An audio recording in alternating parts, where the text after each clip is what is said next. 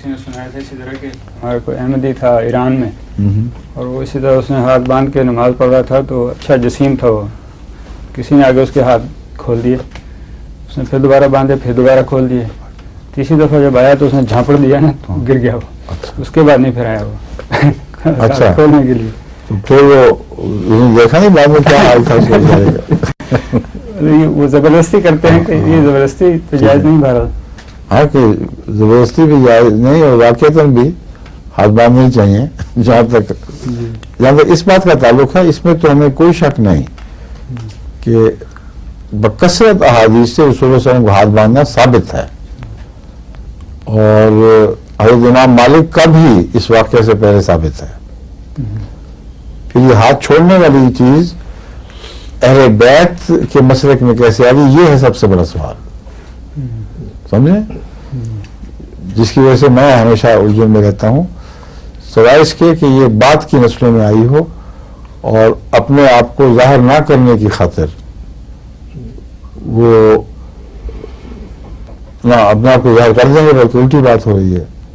جو ہاتھ چھوڑیں گے تو اپنے آپ کو ظاہر کریں گے، تو یہ اپنے مسلک والوں کو ایک نشانی دی ہو، تم اس طرح کرو، مگر یہ بات بنتی نہیں پوری۔ اسی لیے میں کہہ رہا ہوں، میں نے جب تک بھی جو بھی کوشش کی ہے، کم سے کم میرا اپنا دل مطمئن نہیں ہوا کہ شیعوں میں اس اور ائمہ اہل بیت میں اس کا رائج ہو جانا اور نافذ ہو جانا یہ ایک مشکل مسئلہ ہے۔ جو لفظ حضور کہتے ہیں دست بستہ، اور جو مگر تقاضا بھی یہی ہے، سب سیدوں میں نہیں ہے، بکثرت سید سنی سید ہیں جن کو آباء و اجداد سے یہی مسلک ملا ہے، اس لیے اہل بیت کا حوالہ دے کر شیعوں کے مسلک کو بھی درست قرار دینا بھی اپنی ذات میں درست نہیں ہے، کیونکہ بخاری سید ہیں، بے شمار ایسے سید ہیں، یہ شیعوں نے خام خواہ سیدوں کا قبضہ کر لیا ہے، اکثر سید غیر سید ہیں، ایرانی نسل ہے، یہ وہاں سے سید ہو گئی تھی، تو یہ دھوکہ جو ہے اس نے مسلمانوں کو مشکل میں ڈال دیا کہ دیکھو جی اہل بیت نے کیسے غلطی کی۔ اہل بیت نے غلطی نہیں کی، تو وہ جو باہر کے لوگ اہل بیت کی تائید میں کھڑے ہوئے ہیں، جن کو اسلام کا کچھ پتہ نہیں تھا، ان سے غلطی کا امکان یقیناً اہل مدینہ کے مقابلے پر زیادہ ہے، یہاں تک تو قابل فہم بات ہے۔